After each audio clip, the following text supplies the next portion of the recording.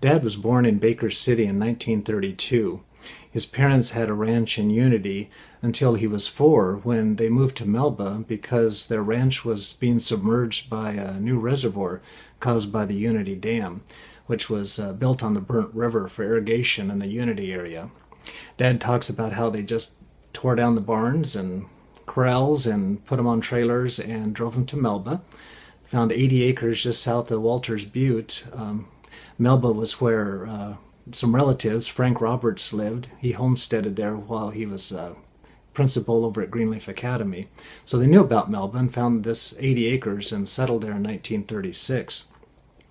Dad had 2 sisters, Ruth and Carolyn, who went by Gladys, both older.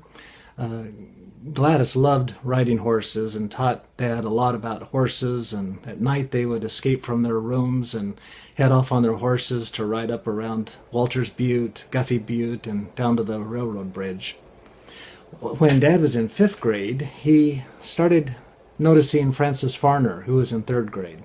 They both went to church and school together there at Melba, and apparently, as they tell it, in 3rd grade, Dad gave Mom her first box of chocolates. And they'd been an item ever since.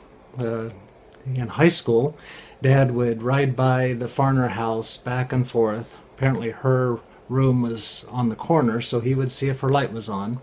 And any chance he had, he was working for the Farners, for John Farner, with especially topping corn and working out in the fields. They both attended Greenleaf Academy. Dad graduated in 1950 and Mom graduated in 1952. During the weeks, they would stay with families over there. Dad stayed with the Hockett's, and for several years, Mom stayed with the Selbys.